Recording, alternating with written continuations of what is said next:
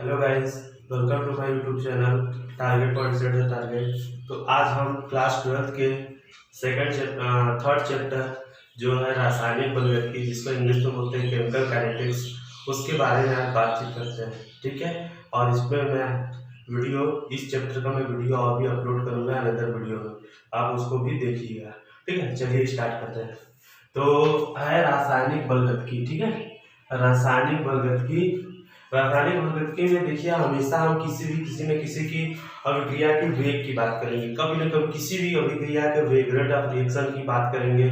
फिर उसमें हम अभिक्रिया की कोटि की पढ़ेंगे, ऑर्डर ऑफ रिएक्शन। ठीक, फिर उसमें हम और कुछ पढ़ेंगे। ठीक है, तो आइए हम इसको देखते हैं। देखिए, पहला हेडिंग अभिक्रिया का वेग या दर। अभिक्रिया का वेग या दर। देखिए, अभिक्रिया का वेग इसको बोलते हैं रेट ऑफ रिएक्शन। क्या बोलते हैं इसको? Rate of reaction. Rate of reaction. तो देखिए, बहुत सिंपल है।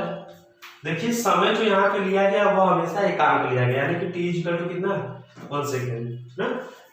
एक बोलेंगे इसकी, देखिए ये आपको फार्मूला भी है लिखा, मैं इसी पे आपको परिभाषा बताऊंगा।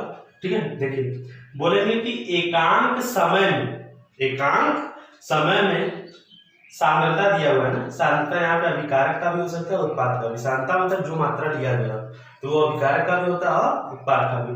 तो बोलेंगे एकांक समय में अभिकारक या उत्पाद की सांद्रता में होने वाला परिवर्तन को अभिक्रिया का वेग या दर कहते हैं। फिर से देखो, बोलेंगे कि एकांक समय में अभिकारक या उत्पाद की सांद्रता में होने वाले परिवर्तन को अभिक्रिया का वेग या दर कहते हैं। ठीक है, तो ये है R is equal to delta C बटे डेल्टा T। डेल्टा C हमने क्यों लिखा है?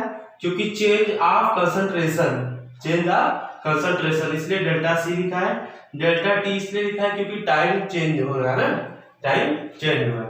और R है रेट ऑफ रिएक्शन। ठीक है, हमने जैसे लिखा है कि माना एक रासायनिक अभिक्रिया निम्नलिखित है, A arrow B।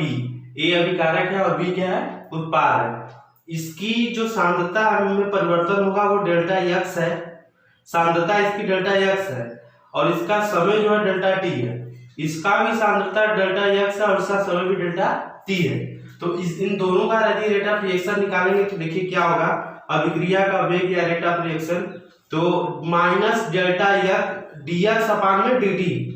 dx upon में dt, ये किसका है? अभिकारक का। अभी हम बताएंगे माइनस प्लस का मतलब क्या है। रेट ऑफ रिएक्शन इसका भी dx अपान में dt आएगा। क्यों? क्योंकि हम जानते हैं कि एकांक समय में अभिकारक या उत्पाद की सांद्रता परिवर्तन को क्या कहते हैं? अभिक्रिया का वेग। देखिए यहाँ माइनस इसलिए लगा है क्योंकि अभिकारक लगातार क्या करता रहता है? घटता रहता है। अभिक्रिया के वेग में लगातार क्या करता रहता है? घटता रहता है। और उत्पाद में प्लस इसलिए लगा है क्योंकि वो क्या करता है? बढ़ता रहता है। ठीक है, तो ये आपका था अभिक्रिया का वेग, और ये हमने निकाल दिया। अब निकालते हैं अभिक्रिया का वेग स्थिरांक। अब देखते हैं अभिक्रिया का वेग स्थिरांक। हमने वो देखा था अभिक्रिया का वेग या दर, यहाँ देखते हैं अभिक्रिया का वेग स्थिरांक। तो सबसे पहले लिखेंगे कि माना एक रासायनिक समीकरण, या लिखेंगे रासायनिक अभिक्रिया निम्नलिखित है। माना एक रासायनिक अभिक्रिया निम्नलिखित है। ध्यान से देखिएगा, अच्छा थोड़ा छोटा हो गया है। ठीक, तो A प्लस एरो B, ये हमने एक रिएक्शन मान लिया। ठीक, अब देखिए, माना प्रारंभ में सांद्रता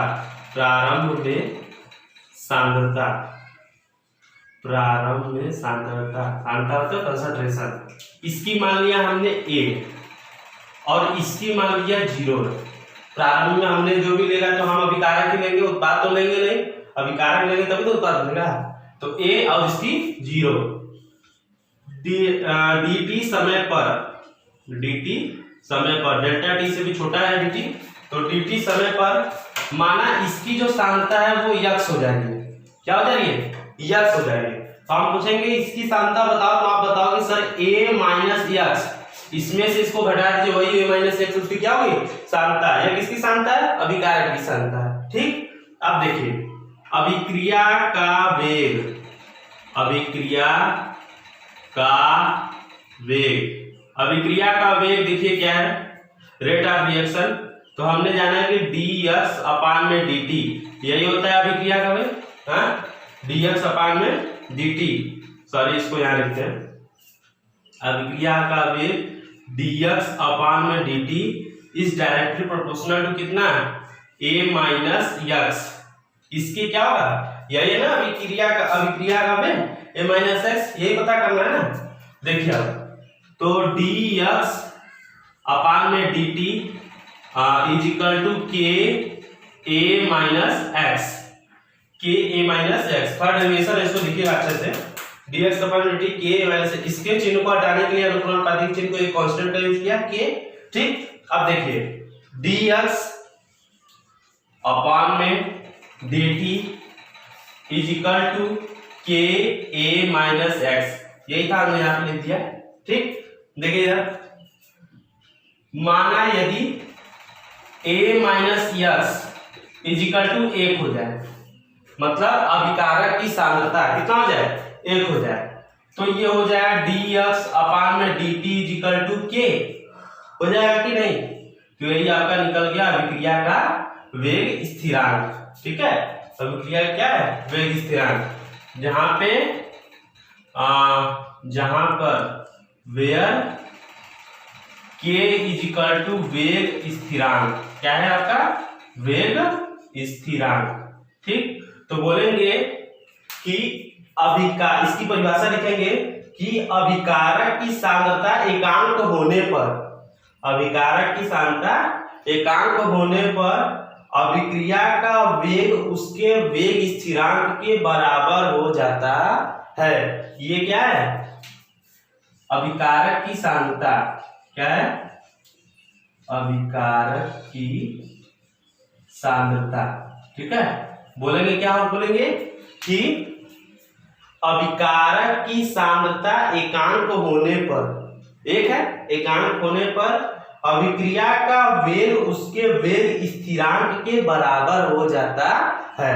तो यही था आपका अभिक्रिया का वेग स्थिरांक। ठीक, आइए अब आगे हम देखते हैं कि अभिक्रिया की कोटि। चलिए आइए हम बात करते हैं अभिक्रिया की कोटि। हमने बताया आपको ऑर्डर ऑफ रिएक्शन के बारे में बताया, ठीक है, उसके बाद ऑर्डर ऑफ रिएक्शन है, रेट ऑफ रिएक्शन हमने बताया। लिखिए ऑर्डर ऑफ रिएक्शन, लिखिए क्या है, बोलेंगे कि किसी अभिक्रिया के वेग नियम व्यंजक में, मतलब वेग नियम बनाएंगे जब, तो उसके व्यंजक में जो भी प्रयुक्त सांद्रताओं के घातांकों का योग, जैसे अभिक्रिया का वेग यही है, ठीक, dx अपान में dt, इसका हम जो भी मान लीजिए a माइनस एक्स व्यंजक लिए थे, तो अभिक्रिया का किसी अभिक्रिया के वेग नियम व्यंजक में प्रयुक्त सांद्रता ये के घातांकों का योग, इसके घातांक का जो भी योग 2 + 1 1 + 1 के योग को उस अभिक्रिया की कोटि कहलाती है। जैसे मान लीजिए यहाँ 0 रहेगा, ठीक है, यहाँ 1 हो सकता है, 2 हो सकता है, 3 हो सकता है, ठीक है। तो वही बोल रहा है कि किसी अभिक्रिया के वेग नियम व्यंजक में प्रयुक्त सांद्रताओं के घातांकों का योग उस अभिक्रिया की कोटि कहलाती है, ठीक है। अब देखिए यही मान लीजिए यदि यहाँ पे 0 रहेगा तो ये शून्य कोटि की अभिक्रिया रहेगी, 1 रहेगा तो प्रथम कोटि की, 2 रहेगा तो द्वितीय कोटि की और 3 रहेगा तो तृतीय कोटि की। तो कोटि के आधार पर जो अभिक्रिया होते हैं वो 4 प्रकार के होते हैं, शून्य कोटि की अभिक्रिया, प्रथम कोटि की अभिक्रिया, द्वितीय कोटि की अभिक्रिया और तृतीय कोटि की अभिक्रिया। 0th order reaction, first order reaction, second order reaction और थर्ड ऑर्डर रिएक्शन। तो मैं एक ऑर्डर रिएक्शन को, जैसे 0 ऑर्डर रिएक्शन हो गया, फर्स्ट ऑर्डर, एक अभिक्रिया की जो शून्य कोटि की अभिक्रिया, प्रथम कोटि की अभिक्रिया, उसका एक अलग वीडियो बनाऊंगा और उस वीडियो में उसकी जो उसका व्यंजक निकालूंगा, फिर उसकी इकाई निकालूंगा, फिर उसका अर्धकाल निकालूंगा, ठीक है। तो आप जरूर इसको देखें, ये वीडियो देखने के बाद वो अलग वीडियो जरूर देखें।